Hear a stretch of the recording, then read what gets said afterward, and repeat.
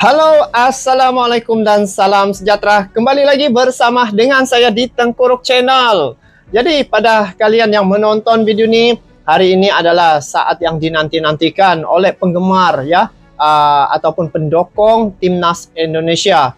Hari ini, malam ini Indonesia akan menghadapi Timnas China yang akan berlangsung di Stadion Gelora Bung Karno. Dan ini adalah merupakan perlawanan terakhir di kandang sendiri. Timnas Indonesia, kalau saya lihat di media sosial ya, berita-berita tentang Timnas Indonesia, dari segi persiapan mereka, saya lihat mereka sudah cukup bersedia dengan pemain yang komplit. Lepas tu dari segi latihan, mereka sudah jalani latihan bersama. Dan apa yang paling penting, malam ini adalah malam penentu. Kalau sebelum ini, ketika Indonesia menghadapi Timnas China, Indonesia dikalahkan oleh China tau. Tapi kali ini tidak ada yang mustahil. Dan apa kelebihan untuk Indonesia kali ini adalah Indonesia bermain di kandangnya sendiri. Sudah pasti dengan kehadiran para pendukung yang begitu ramai. Bukan sejak dari Indonesia, malah teman saya sendiri sudah sampai di Jakarta ya, ingin memberi dukungan terhadap perjuangan Timnas Indonesia pada malam ini. Jadi kita doakan agar Timnas Indonesia dapat melakukan yang terbaik dan dapat mencuri poin pada perlawanan nanti. Jadi pemain-pemain Timnas Indonesia yang bakal akan tampil pada malam ini, siapa yang akan ditampilkan? Karena ini merupakan perjuangan hidup dan mati. Ini juga membawa ya sejauh mana Timnas Indonesia selepas ini.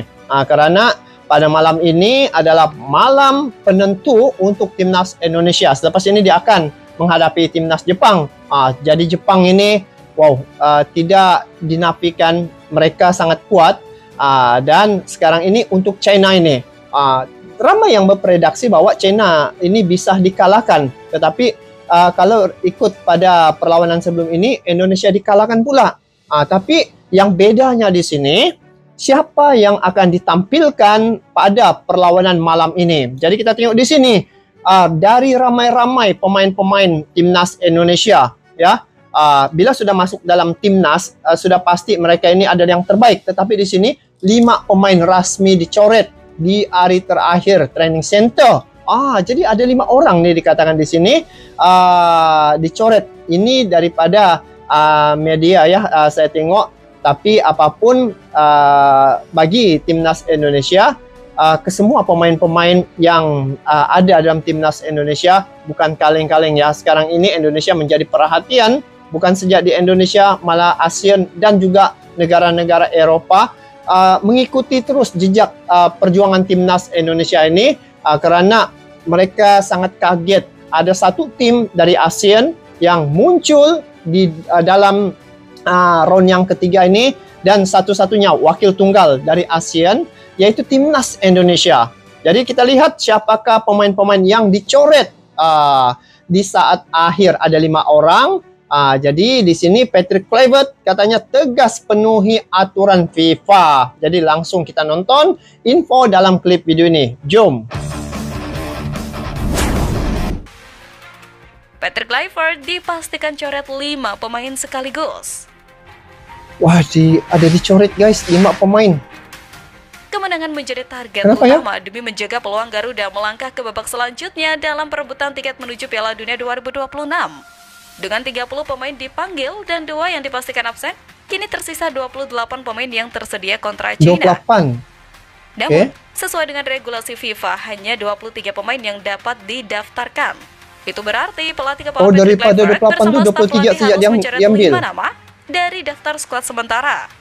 Keputusan ini tentu tidak mudah, mengingat banyaknya talenta yang tampil impresif sepanjang musim. Salah satu nama yang diprediksi tidak masuk daftar akhir adalah Reza Arya Pratama. Kiper PSM Makassar tersebut sejauh ini belum mampu bersaing secara optimal dengan 3 nama lain di posisi penjaga gawang, yakni Ebi Laudero, Hernando Ari Sutaryadi, dan Nadeo Argawinata. Ketiganya telah lebih sering mendapatkan kesempatan bermain di level internasional dan menunjukkan performa yang stabil di bawah Mistar. Di lini belakang, sosok Jordi Amat menghadapi situasi yang cukup berat. Meski memiliki pengalaman dan kepemimpinan, kondisi kebugaran yang belum 100% pasca cedera membuat peluangnya menipis. Selain itu, stok Jordi dengan Amat timnas tidak saat ini terbilang main ya? melimpah dan kompetitif. Nama-nama seperti Rizky Ridho, Justin Hubner, Jay Itzels, Michel Garst, dan Kevin Dix tampil solid dan diyakini akan lebih diprioritaskan. Di sektor masih sayap lagi. pertahanan, Oke. khususnya posisi bek kiri, persaingannya juga sangat ketat. Dua pemain yang berada di bawah bayang-bayang pencoretan adalah Yance Sayuri dan Pratama Arhan. Sebab skuad Garuda masih memiliki sosok Calvin Verdong, Dean James, dan Saint Patinama. Persaingan ketat yang terjadi di dalam Betul-betul yang skuad Garuda terbaik diambil nih kan. mencerminkan kemajuan signifikan dalam kualitas dan kedalaman tim nasional saat ini. Pelatih memiliki lebih banyak opsi untuk memilih pemain sesuai dengan kebutuhan taktik dan kondisi fisik. Namun, konsekuensinya adalah adanya beberapa pemain berkualitas yang harus tersisih dari daftar akhir. Para pemain yang dicoret Pemain bukan berarti buruk, berkualitas. namun lebih karena pertimbangan taktis, kebugaran, dan kesiapan dalam menghadapi laga intensif dengan tekanan tinggi. Dorang nih dicoret bukan tidak baik, tetapi ya keperluan. Stefano Lillipali dan Beckham tuai sorotan berkat harga transfer. Ini tidak masuk ya? Stefano Lillipali dan Beckham Putra terus menjadi perbincangan publik tanah air jelang persiapan akhir timnas Indonesia menghadapi Cina. Hal itu ini bermula wajah ketika baru nih, guys. Jay Itzels memuji kualitas keduanya. Sebagaimana diketahui, Stefano Lillipali dan Beckham Putra terbilang sebagai wajah baru di skuad Garuda era Patrick Kluivert saat ini. Sebab di periode sebelumnya, keduanya tak masuk daftar pemain yang dipanggil. Namun, hingga hari terakhir latihan, Lillipali dan Beckham berhasil menunjukkan tekadnya bahwa untuk masuk ke dalam daftar tim. Kualitas pemain andalan Borneo FC dan Persib Bandung itu pun tak perlu diragukan. Hal tersebut bisa dilihat dari harga transfer Borneo keduanya. FC, Persib Bandung. Menurut data Transfermarkt, Lillipali kini memiliki market value mencapai 225.000 euro. Jika dikonversi ke rupiah, angkanya menjadi sekira 4,18 miliar. Sementara Beckham punya nilai pasar mencapai 300.000 euro. Jika dikonversi ke rupiah, angkanya menjadi 5,5 miliar, sedikit mengungguli market value Lillipali. Dengan begitu, Beckham jauh lebih mahal dari Lillipali. Nilainya pun berbeda cukup jauh. Beckham pun tampil impresif bersama Persib pada musim ini. Tampil sebanyak 29 pertandingan, ia mencetak 6 gol serta 3 assist. Kalau dapat pemain tersebut terbilang lumayan bagus untuk pemain berposisi winger.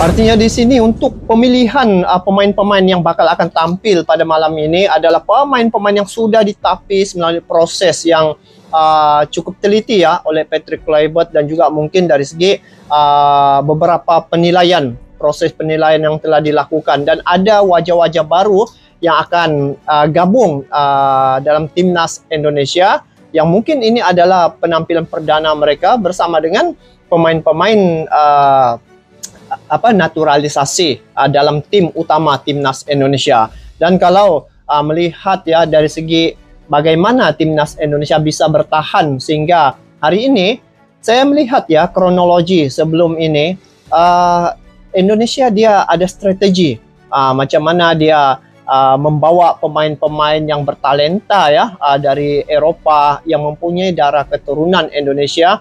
Itu yang mereka cari, dan akhirnya terbentuklah tim yang saat ini masih lagi bertahan dalam mengharungi perlawanan-perlawanan di kualifikasi round yang ketiga ini. Ada dua sisa lagi yang akan mereka hadapi, yaitu timnas China pada malam ini dan juga akan datang timnas Jepang. Jadi bila melihat apa keyakinan para penggemar ya ataupun penganalisis sepak bola tentang timnas Indonesia ini adalah dari segi pemain-pemain yang ada dalam timnas Indonesia itu.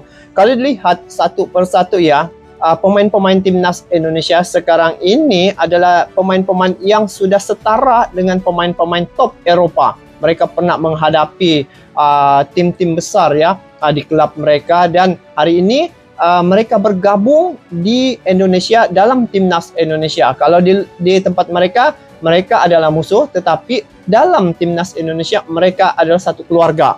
Jadi ini satu kekuatan yang mana Indonesia ini menyatu padukan balik mereka-mereka yang mempunyai darah keturunan ini untuk membela timnas Indonesia.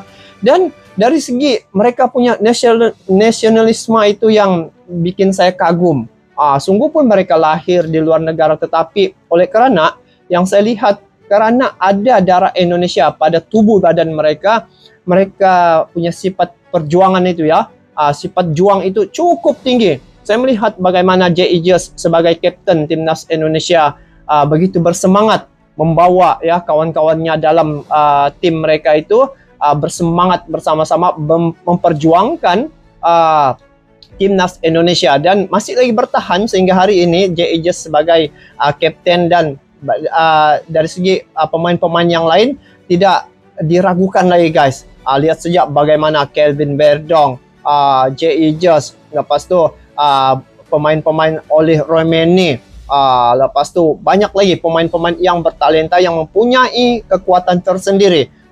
Jadi kalau dilihat sebelum ini Indonesia dikalahkan oleh China, itu penampilan pemain-pemain timnas Indonesia adalah pemain-pemain yang bagi saya itu bukan lagi yang betul-betul ditampilkan semaksimum. Tapi pada malam ini saya lihat setelah beberapa orang dicoret ya, ini bermakna pemain-pemain yang betul-betul layak, betul-betul berkualitas, dan inilah yang bakal akan membawa nama Indonesia ini sampai ke peringkat dunia. Yang dicoret itu bagi saya mereka bukan tidak baik, tetapi oleh kerana mengikut aturan FIFA sebanyak 23 orang saja yang perlu dibawa, maka itulah ada beberapa orang dicoret. Sungguh pun mereka ini mempunyai talent ataupun mereka mempunyai satu kekuatan ya, masing-masing mempunyai kekuatan tersendiri, tetapi dari 23 ini sudah pasti adalah pemain-pemain yang terbaik, dan mereka telah membuktikan beberapa laga ketika menghadapi Australia bagaimana cara mereka menghadapi serangan-serangan itu. Begitu juga Bahrain, Indonesia kalahkan Bahrain. Jadi bayangkan guys, Arab Saudi demikian juga, satu-satunya tim yang berjaya dari ASEAN ya mengalahkan Arab Saudi adalah timnas Indonesia. Jadi pada malam ini saya sangat berkeyakinan penuh Indonesia bisa memenangi perlawanan itu.